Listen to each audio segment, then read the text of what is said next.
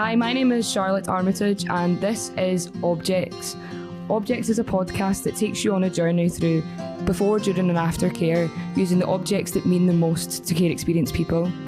Who Cares Scotland is inviting you to come on this journey with us by listening to our podcast. Hello, I'm Charlotte Armitage. On this episode of Objects, I'm speaking to David Anderson. David is a care experienced father and partner to Anne-Sophie, whom he works alongside running their 7-hectare therapeutic farm in France. David is a former social worker and is a current co-chair of the Promise Scotland Oversight Board. He does his bit to see positive changes come to the so-called care system. Please tell me a little bit about you, David. Yeah, so I was in care. I was in everything but adoption, I think. From being looked after at home right through to secure units. I left care and lost my way a little, and then decided that I wanted to be a social worker. So I'd done that for a little while. Gave that up, moved to Spain to change my life, met a wonderful woman, and together we decided that we'd like to do something together involving animals and nature and helping people, supporting people. So we moved to, it was either Brittany or Dundee, and I'd kind of done Dundee to death, so I thought I would give France a go. So we moved into a 7-hectare farm, and for the last 5 years we've been building that project up and welcoming people from right across society, just exploring the kind of therapeutic nature of the relationship between animals, humans, and the stuff that grow around us. Amazing. I'm sure we'll come back to that at some point in the discussion. But before we go on to discussing the objects, I would like you to tell me about the process of finding them. What was your process and how did you decide what you wanted to bring with you? Well, initially I made a mistake because I forgot that it was a before, during and after care object thing. So the objects I chose first I had to discard and go through the process again. But it was really interesting actually, because it's not something that you think about. So to have that question posed to me was one that I turned over in my head on for quite a while, and the objects came quite naturally, I think. Yeah, I'm quite pleased with the choices. That's good. And did you find it quite a positive experience then, going through the actual process of figuring out your objects? Yeah, positive, but also tainted with memories of times that haven't always been, looking back, that great memories for me. But the process itself was positive, and the things that I've chosen, because they're really important to me, I think that they're positive choices. So that was the overriding feeling. Brilliant, absolutely. So I think this is probably a good time to get started on talking about your objects. So the first object, as you said, represents before care. Could you tell us a little bit about your object, and if you have it, I would love to see it. I didn't bring it because it's too big, and well, the first one doesn't exist anymore. So the first object is a greenhouse. So here is a picture of my current greenhouse. Fantastic. But yeah, the reason that I chose this, I mean, when I was growing up in a housing scheme in Dundee, I mean, at the time it was all quite normal, but you were surrounded by lots of kind of violence and drinking and misogyny and racism and all these things that were going on, as well as the kind of stuff that was going on in my own house, which wasn't always that great. And the greenhouse for me was a place that I escaped to. I remember when we moved house when I was around 6, and we had a garden, because before we lived in a tenement, and this little garden, my mother put a greenhouse in, and it was like, don't know, it was like, it was like a wee bit tropical, you know, like because of the heat, and obviously Scotland's a cold place, but sometimes there was heat, and you were in this kind of humid kind of atmosphere, and I was able to just kind of like dig away and make little. I used to take water in and make little rivers and little lands, and it was just a place I went and escaped in my mind. And I loved it. And my mum would sometimes be looking for me. I'd hear her shouting, you know, come in for your dinner or your tea. And I would wake up in the greenhouse, or she would come and find me there, just like faffing around, growing things, you know, planting weeds and stuff. It was great. And it's been something that, I mean, I think this is really important. Some of these things that are important to you, they stick with you your whole life.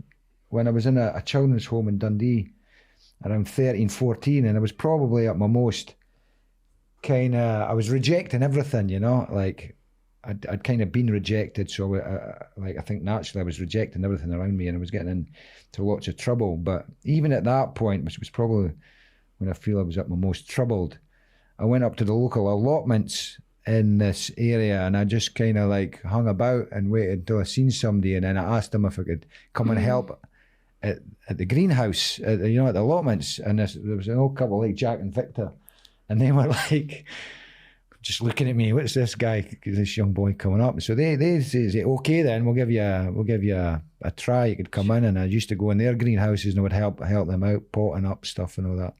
And then now, as I've shown you with my photo, I've got like a big greenhouse. So greenhouse is a really good memory from before my care experience. I still get that feeling. And funnily enough, Anne Sophie's grandfather loved his greenhouse. So it brings her something nice as well. To see me in there and being happy reminds her of her grandfather sitting in his greenhouse being happy. So absolutely, it's a really positive yeah, it's a consistent, safe place by the sounds of it. Every step of the way, a greenhouse is represented a place to escape, as you said, and be safe in an activity that you enjoy. That's consistent throughout your life. Yeah, really, really a safe space, I think. So when I get that feeling, it was like, yeah, I thought about that, and it was like an escape from everything that was going on. And unfortunately, at the moment, we've got some peacocks on the farm, and they've decided that my tomatoes, etc., are really tasty. So I've got to find a way to stop them getting into. I'm not sure I can help you on that one, I'm afraid. So coming back to before care, you said that you were brought up in Dundee. What was that like at the time that you were in Dundee? Yeah, as I say, it was all really normal. But I mean, when I look back, you learn about everything that was kind of like wrong about what you were seeing, and you know, what you were seeing. Just, I mean, there was lots of violence, lots of drinking, lots of, yeah, as I say, racism, misogyny, all that stuff was going on, and you were kind of like absorbing that as a kid, you know. And it was just, I mean, it was a great time as well. I mean, I don't look back and think what a horrible childhood, you know. We had a lot of liberty. Yeah. You kind of left in the morning to go out, like at the weekend, and you didn't see your parents, and you were away getting up to all sorts of stuff. Maybe not quite as positive as they should have been experiences for children, but yeah, it was good and like wrong a lot of the time. Yeah, for sure. And then, so you said that you were brought into care, and you stayed in children's home. I think that's probably a good way to sort of move into your second object. Before you go on to your second object, could you tell us around about what age you were taken into care, and then tell us what your object is? Yeah, it was around 11. Things are just like, I always describe it as like the family was just like an exploded landmine, you know. There was just bits everywhere after my dad had left. My mum was in hospital. I'd kind of like stayed with my aunt for a wee while, and then there was like, I'd been getting in trouble at school and whatnot, so they'd sent a policeman around to tell me that what I was doing was wrong, but that was never going to work. The social worker was like kind of coming round. My mum and dad weren't really engaging with the social worker. My mum was quite, she just didn't want to say things were wrong, and my dad was very resistant to kind of any kind of authority involvement. So then they just took me to this panel, and like this group of people behind a big desk decided that I was to go in for a period of assessment in a place called Burnside in Dundee, which was basically a lock-up place. You all wore the same clothes, everything was locked, the windows opened only a few inches, so it was just like a preparation for prison, basically. And then I was there for 6 months, and then moved to a place far away up in Pitlochry. I was kind of like, didn't work either, felt really like alone because I was the only one that spoke Dundonian. Yeah, for sure. And it just didn't work. And then I was punted around children's homes in Dundee, a couple of foster placements, didn't work, and then And then they didn't know what to do with me really, because I was starting to come at 16, and I was just like really resistant to everything that they were saying. So they got a flat for me, which they put me in when I was 16. I was really ill prepared. And then that went, I was going to say tits, sorry. that went west, and yeah, that the social work just closed the kind of case because I'd disappeared for a while. So sounds like in quite a short period of time, really, you experienced quite a lot of change in your life. 5 years is not really a huge amount of time when you think about it, and all those different things happen to you in that time frame. It must be really hard for a child to go through that. I think you're just surviving through all that. You don't understand everything, and I think if on reflection, I always look at it and think like, well, I've kind of lost my mum and dad, so I'm not going to trust anybody else. Yeah. And then at that time, there was just a lot of kind of reaction to your behaviour. The understanding about what happened was kind of lost in the kind of reactions to how your behaviour was. So that, and then you meet other kind of kids that have been through stuff, and you kind of bond with them. Eventually I rejected every adult, every authority figure, and the only people that were important to me was a peer group that, wasn't really the best kind of peer group to have, considering what they were going through. So yeah, it was no wonder that it ended where it did. Yeah. We actually managed to miss over your object when we were speaking there, but it would be good to know what your object is for representing during care. Right, well, like a lot of people that go through care, they don't have any, like I've got nothing, like that 5 years, I've got no mementos, no objects, nothing, Zada, just Nilch. So I just said Zada and Nilch when I should have said Nilch and... No, I should have said Zilch and nada. But I do have a photo, because the second object is my care records. So I chose them because they're really important to me, and it's the only photo I've got from that time. So that is the photo there. I don't know if... Do I show that to the camera? You can show it to the camera, yeah. So that was me with a Dundee flick back in the early 80s. And yeah, so the reason I chose my care records was because they kind of set something off in me. I remember, like a lot of people, you kind of leave that stuff behind, what happened to you, and you become this kind of like functional adult with a kind of lot of dysfunction going on in the way you are, and I was never able to have any like kind of relationships that were kind of normal, because I kind of rejected love, I just did, and eventually that's why I went to Spain as well, just to get away, and just kind of like say to myself, I'm never going to meet anybody else. I'm just going to be on my chuff, and do stuff like that. And then I met Anne-Sophie, and it just changed my world, and I remember saying to myself, like, I've got to kind of accept to be loved, which means in some way I've got to kind of begin to love myself, because I just didn't like myself. And that opened a wee chink for me.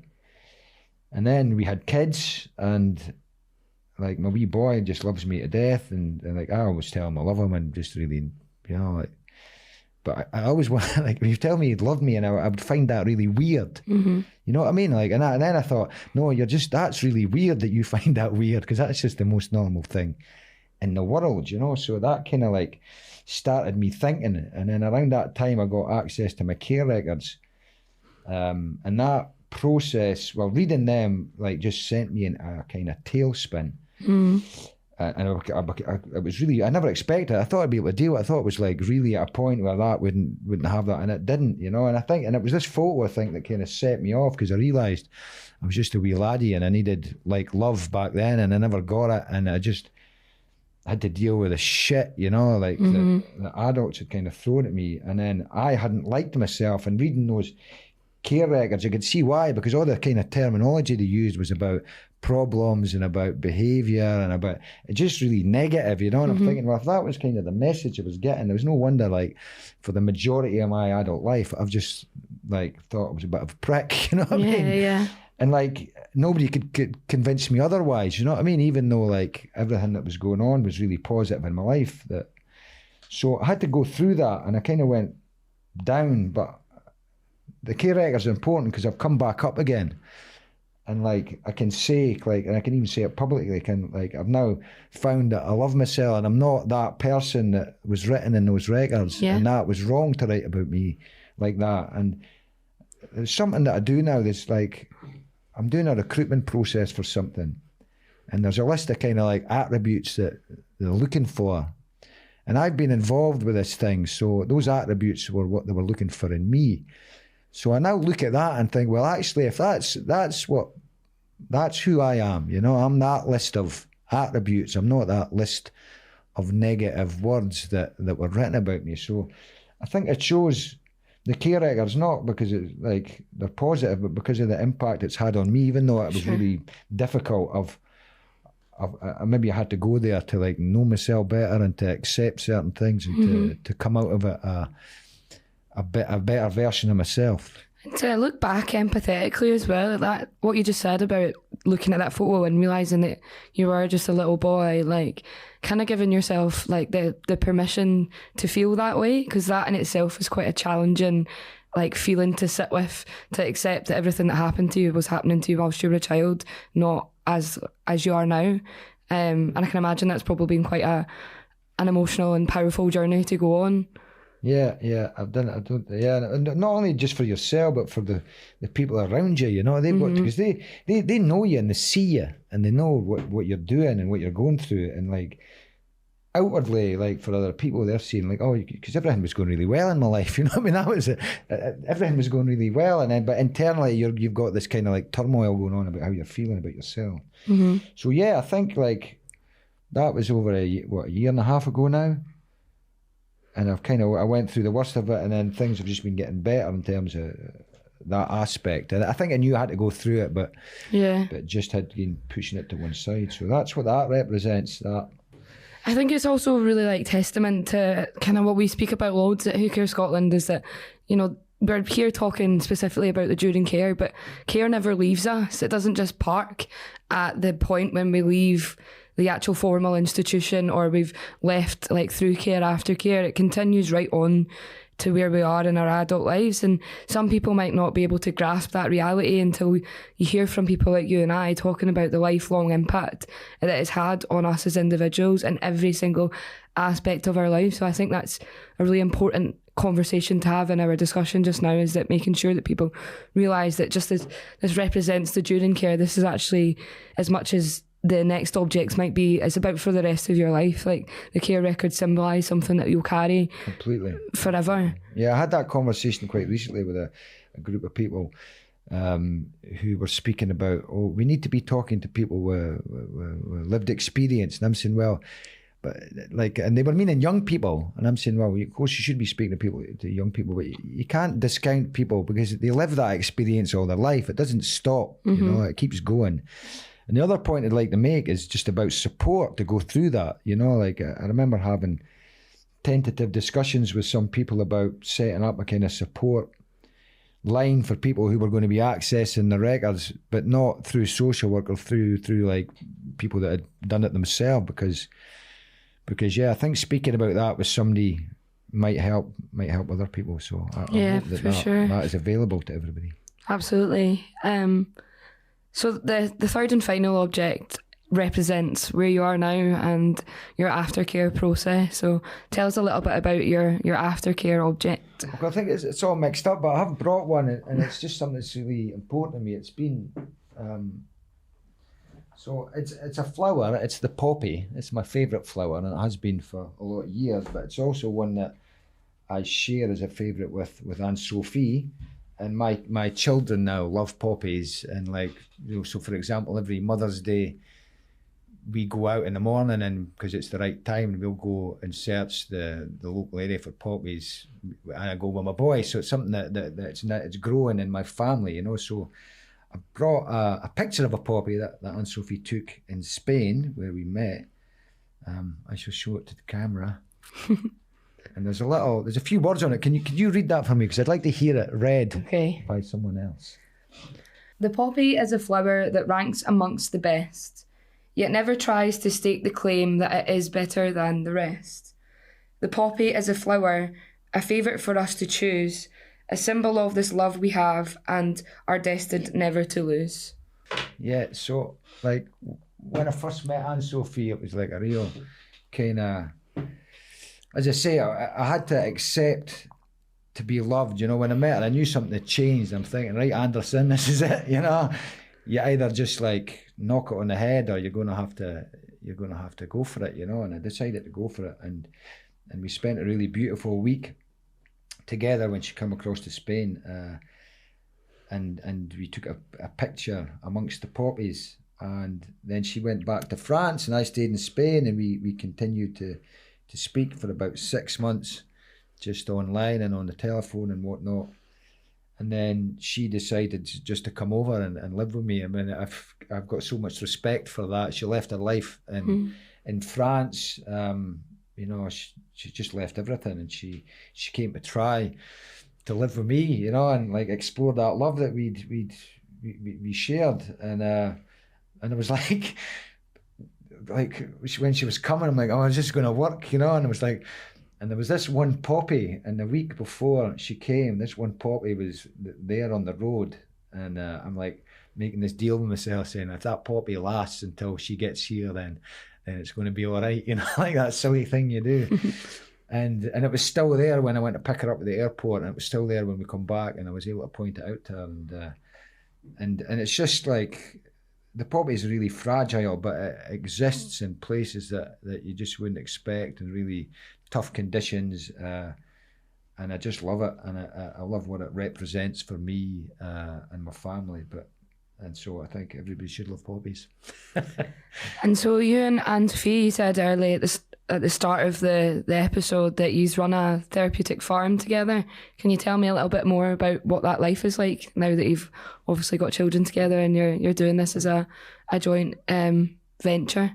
Yeah, it's like, because obviously you have ideas, and when we met and we were speaking and having all these ideas of what we'd like to do. Anne-Sophie's a teacher, or was a teacher, a specialist teacher. So she had a class with kids who had neural problems, and then we said we want to do something else. We want to do this together. So we were looking around for a farm, and then there's a 7-hectare farm in her family, and her dad said, look, if you're going to do it anywhere, do it here. And initially she was really resistant to that because it was a family home. She just she wanted away from that, and then we were looking at other places, and then we realised that we needed the support network around us if we wanted to do anything, For sure. Even just getting your children kept from from their grandmother or that, we would have lost all that support network. So we thought we would try it. So for the last 5 years, we've just been building it up, and we work with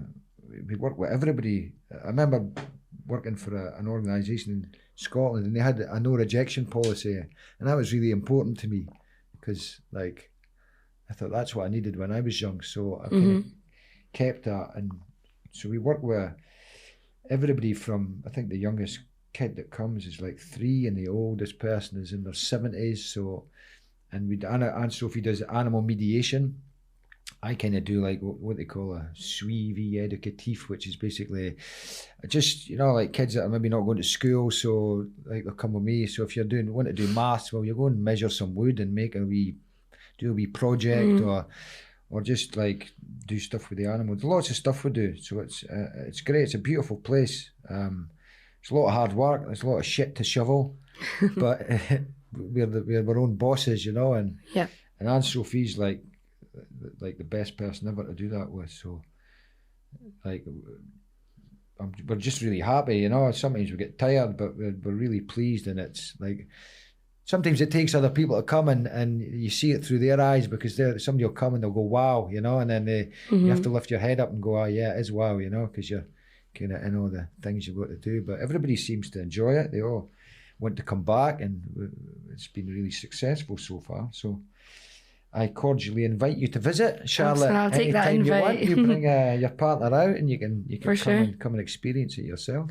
Absolutely. And before you were doing the farm, we said in the little intro bit that you used to be a social worker. It's quite a big change to go from a social worker to working in a therapeutic farm. How have you found that change?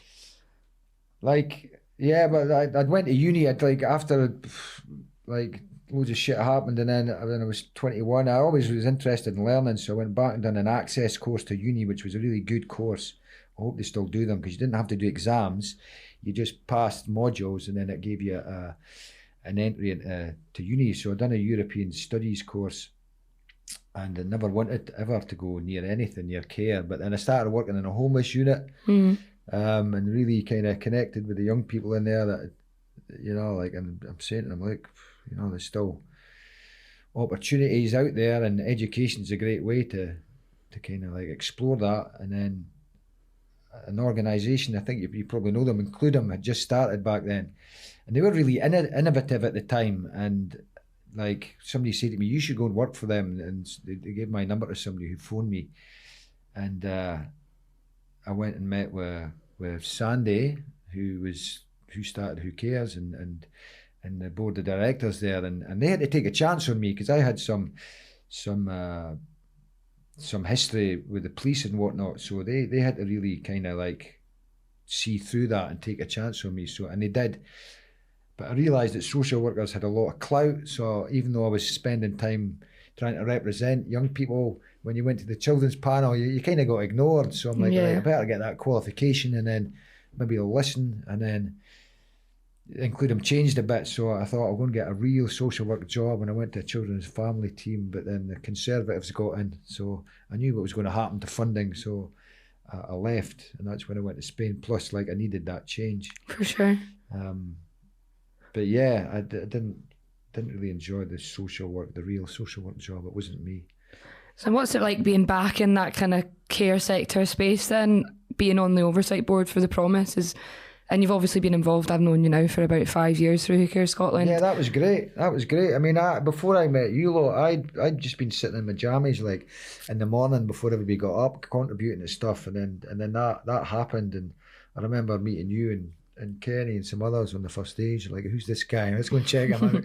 He all came up and spoke to me, and that actually set me on a journey in terms of the whole love thing, actually, because I'd never heard that spoken about really, and it was something that I found really interesting, that you were pushing that and just about changing the narrative, and so I just kept going, you know, and like, if there's a space that I can try and influence things, and I'll get in there and try and do it, because I think it's really important, and I think that the work that we've done and people before us have done and people continue to do is so important, and it's worked. I've watched change happen, you know, and that to me means that the effort works, so I'm going to keep trying. Absolutely, and it's just exciting to be around when you can see the change that you're trying to see impacting other people in front of you. But you must get a lot of reward and like and joy out of that. Yeah, completely. And as I say, like, the change in me, that process being where I was to where I am now is, I mean, as I say, at times it's been really, really difficult, but it's not one that I wouldn't have wanted to go on, you know. It's been a great learning process for me, and I continue to be happy to do that. For sure. Well, I think that's us gone through the process of your objects. I want to say thank you for joining me. And I want to finish on a final question, and this would be for you to anyone else that's considering going on objects, and that would be, what would your advice be for anyone who would like to go through this process themselves? I would probably say listen to the podcast, the previous ones, to get a flavour of what it's all about, you know, to see what other people have spoken about, and to know that you know, it's quite a personal experience, you know, so to be prepared for that, to chat with you like you done with me, because that's a good preparation, you know. I think you have to really know that, yeah, the stuff that you're talking about might kind of bring stuff up for you, as it has done for me during my podcast, but yeah, to really just to try and enjoy it, and if you're given the opportunity, then I would encourage you to go for it. Brilliant. Thank you so much for joining me again, David, and I look forward to taking that trip in Brittany. It's a pleasure. Thanks.